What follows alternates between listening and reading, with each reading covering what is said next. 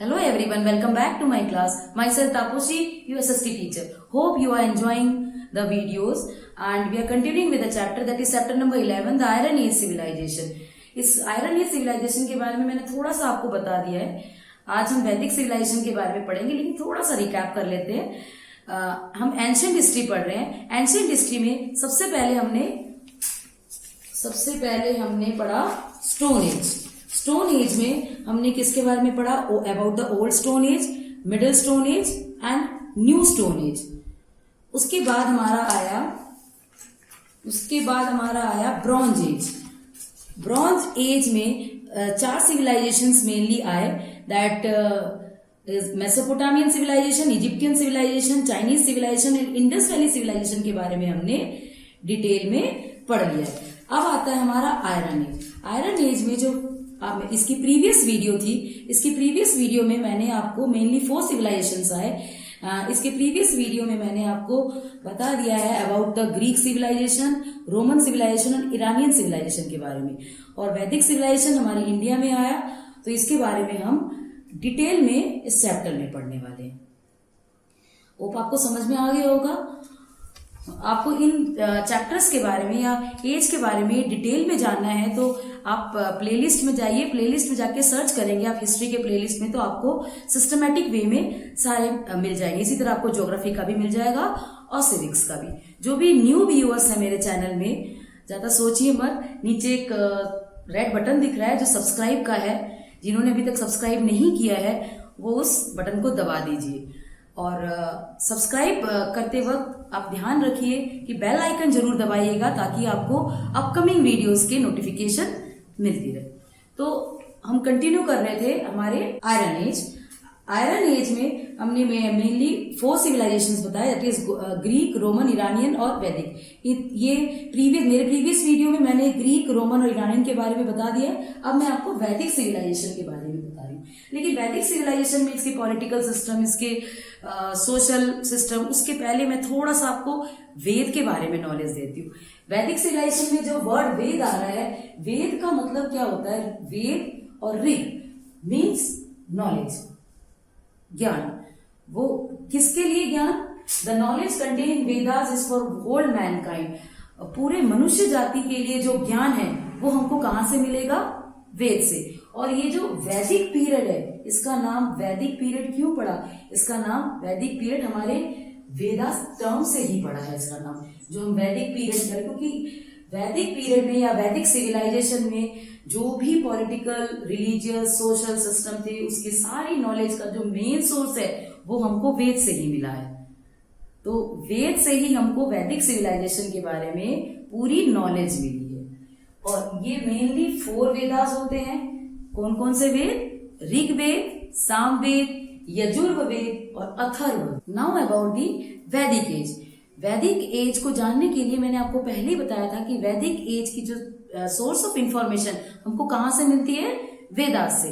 वैदिक एज भी आपके 2 पार्ट्स में डिवाइड है.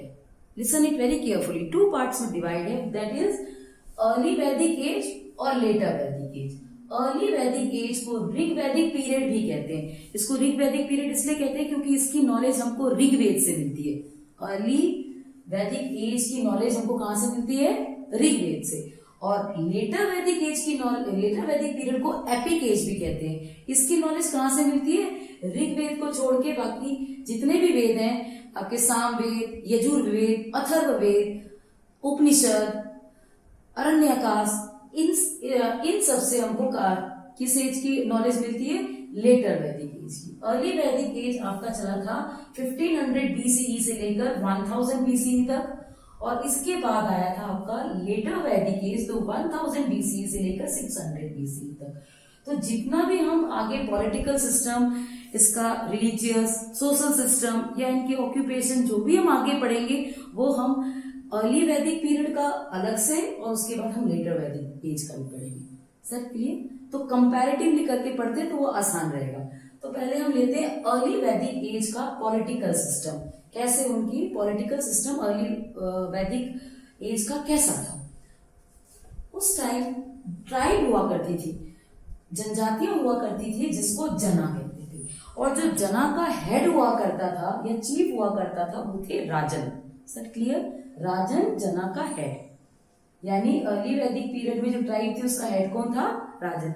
लेकिन हेड होने के बावजूद ऐसा नहीं था उसके पास बहुत पावर थी, उसके पास कोई कैपिटल्स नहीं थी, कोई सिटीज नहीं था, इवन पैलेसेस भी नहीं था, इवन वो टैक्स भी कलेक्ट नहीं कर सकता था जना से, वो अपने टैक्स भी कलेक्ट, जन मतलब लोग, आपको ध्यान आ रहा होगा, जन मतलब लोग, तो इससे कोई टैक्स भी नहीं मिलता था।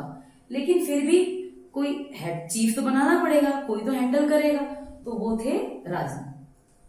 ये जो किनशिप थी, यानी जो राजन था उसकी जो राजपाट था वो हेरिडेटरी नहीं था, यानी वंशानुगत नहीं था। इसका मतलब जो राजन बनता था, जो हेड बनता था, इसका चीफ, उसी का बेटा दोबारा राजन बनेगा, ऐसा नहीं था, वंशानुगत नहीं था। वो उनके किस हिसाब से राजन को सिलेक्ट करते थे, वहां के जना जिसको कंप्लीट नॉलेज हो या फिर जो जना के बारे में या उनके लिए उनका ध्यान रखता हो, उन्हीं को वो सिलेक्ट करते थे। तो ऐसा नहीं था कि वो हेरिडेटरी बेसिस में था। इनके पास सभा और समिति थी। सभा क्या था? एक छोटी बॉडी जिसमें जो विलेज के एल्डर्स होते थे उनसे डिस्कस करता था, और समिति बड़ी असेंबली होती थी जिसमें अगर कोई पॉलिसी वगैरह बनानी हो तो उसमें मीटिंग करके वो पॉलिसी बना लिया करते थे। सर क्लियर हो रहा है आपका? ये था अर्ली वैदिक पीरियड में। तो ट्राइब जना, इसका चीफ राजन, इनके पास पावर नहीं थी, और इनका जो किनशिप था वो हेरिडेटरी नहीं था, वंशानुगत नहीं था, उसके क्वालिटी के अनुसार ही उसको राजन को चुना जाता था, और इसमें सभा और समिति होती थी। सभा क्या है, समिति क्या है, मैंने आपको बता दिया। इसके बाद आता है आपका लेटर वैदिक पीरियड का पॉलिटिकल सिस्टम। लेटर वैदिक पीरियड में स्मॉल और बिग किंगडम्स थे, स्मॉल और लार्ज किंगडम्स थे, राजपाट था छोटा और बड़ा। जो स्मॉल किंगडम्स थे उसका जो हेड था उसको राजा कहते थे। Sir clear? उसमें राजा है, इसमें राजा है। और जो लार्ज किंगडम का जो होता था, राज किंगडम यानी राष्ट्र, उसको राष्ट्र कहते थे, उसका जो हेड होता था उनको सम्राट या महाराजा किया जाता था। इनकी जो अर्ली वैदिक पीरियड की किनशिप कैसी थी? हेरिडिटरी नहीं थी, वंशानुगत नहीं थी। लेकिन लेटर वैदिक पीरियड की किनशिप वंशानुगत थी, यानी राजा का बेटा ही राजा बनेगा। Sir clear? किंग के पास पुरोहित, मंत्री, सेनानी और ग्रामीणी हुआ करते थे, जिसके साथ वो डिस्कस करता था। पुरोहित पूजा पाठ करने वाला, मंत्री मिनिस्टर्स, सेनानी सेनापति जो इनका हेड होता था आर्मी का, और ग्रामीणी जो विलेज का हेड होता था। राजा अपने पास इनको रखता था। इस लेटर वैदिक पीरियड में राजा की जो पावर थी वो बढ़ गई थी, वो पावरफुल बन गया था। वो सभा समिति तो बुलाता था लेकिन बाउंड नहीं था कि भाई सभा समिति में जो भी डिस्कशंस हुए या जो पॉलिसी बनने वाली सबकी सुनता था। जो सम्राट था या राजा था वो सबकी सुनता था, लेकिन बाउंड नहीं था कि वही लागू करना है जो वो लोग बोलेंगे, क्योंकि ये सुप्रीम पावरफुल बन गया था। सुनेगा सबकी लेकिन लागू वही करेगा जो उसको सही लगेगा।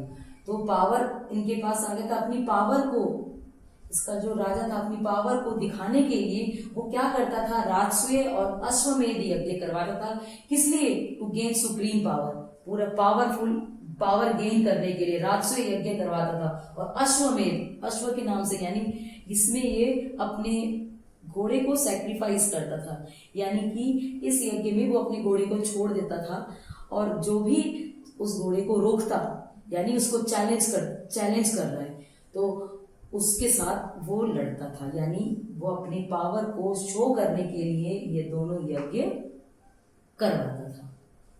वो आपको समझ में आ गया होगा ये पॉलिटिकल सिस्टम, पूरा पॉलिटिकल सिस्टम वैदिक एज का। अगर आपको कोई भी कमेंट देनी है इस वीडियो के बारे में, कुछ भी आपको सजेशंस देने हैं तो कमेंट बॉक्स में सजेशंस जरूर दीजिए। और आपको वीडियो अगर पसंद आए तो लाइक और शेयर जरूर करिएगा।